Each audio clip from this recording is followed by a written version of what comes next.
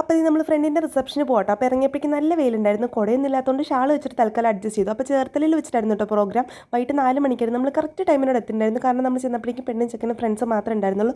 ആരും അങ്ങനെ വന്നു തുടങ്ങിയിട്ടില്ലായിരുന്നു. അങ്ങനെ നേരെ പോയി പെണ്ണിനെയും ചെക്കനെ കണ്ടിട്ട് കുറച്ചേരം സംസാരിച്ചിട്ട് നമ്മൾ നേരെ സ്റ്റേജിൻ്റെ ഫ്രണ്ടിൽ തന്നെ പോയി സീറ്റ് പിടിച്ചിരുന്നിട്ടുണ്ട്. പ്രത്യേകിച്ച് പ്രോഗ്രാമൊന്നും തുടങ്ങിയിട്ടില്ല. പിന്നെ ഞങ്ങളവിടെ പോയി ഇരുന്ന് കുറച്ചേരം റെസ്റ്റൊക്കെ എടുത്ത് അത് കുറച്ച് കഴിഞ്ഞപ്പോഴേക്കും അവിടെ പാട്ടൊക്കെ ഇട്ട് അങ്ങനെ അത് നോക്കി സ്റ്റേജ് ഡെക്കറേഷനൊക്കെ നോക്കി പിന്നെ കുറച്ച് ഫോട്ടോസും വീഡിയോസൊക്കെ എടുത്ത് അവിടെ ഇരുന്ന് നമ്മൾ കുറച്ച് നേരം. അത് കഴിഞ്ഞിട്ട് നമ്മൾ നേരെ ഫുഡ് കഴിക്കാന്നുള്ള പ്ലാനിലായിരുന്നു. ഇവിടെ എനിക്ക് മേടിച്ചാണ് സെക്കൻഡ് സ്റ്റാർട്ട് ഒറ്റമൈക്ക് മേടിച്ചാണ്. ഇത് പറയുന്നത് ഇന്ന് ഒക്ടോബർ 26 അടുത്ത ഒക്ടോബർ 26 വരെ. ഞാൻ ഇത് ആദ്യം തന്നെ ഇല്ല ഇല്ല അങ്ങനെ ഞാൻ സൂക്ഷിച്ച് വെക്കുവാണെങ്കിൽ ഇവിടെ എനിക്ക് 916 സെക്കൻഡ് സ്റ്റാർട്ട് മേടിച്ചത് പറയുന്നുണ്ട്. 10 ക്ലാസ് ഒരു സിൽക്ക് പറഞ്ഞാൽ സിൽക്കിന് 55 രൂപ, സിൽക്കിന് 110 രൂപ. ഇന്ന് എനിക്ക് സിൽക്ക് കിട്ടാത്തതാണ് 916.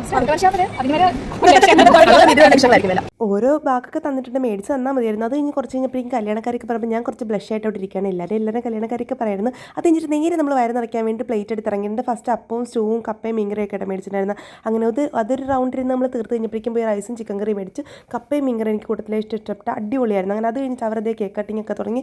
കുറേ റിലേറ്റീവ്സും ഫ്രണ്ട്സും എല്ലാവരും വന്നിട്ടുണ്ടായിരുന്നു. അങ്ങനെ നമ്മൾ നൈസായിട്ട് സ്റ്റേജിലേക്ക് ഫോട്ടോ എടുക്കാൻ വേണ്ടി കയറി. അങ്ങനെ ഗിഫ്റ്റ് കൊടുത്ത് ഫോട്ടോ ഒക്കെ എടുത്തിറങ്ങിയപ്പോൾ നമുക്കും കിട്ടി കേക്ക്. അങ്ങനെ കേക്ക് കഴിക്കാതെ വരുന്നത് ശരിയല്ലല്ലോ. വീണ്ടും പുറത്തിറങ്ങിയിട്ട് നമ്മൾ കുറച്ച് ഗ്രൂപ്പ് ഫോട്ടോ എടുക്കാമെന്നൊക്കെ പറഞ്ഞിരിക്കുകയാണ്. അപ്പോഴേക്കറിയാം തക്കുടുതേ കൂളിംഗ് ഗ്ലാസ് ഒക്കെ ആയിട്ട് വന്നത്.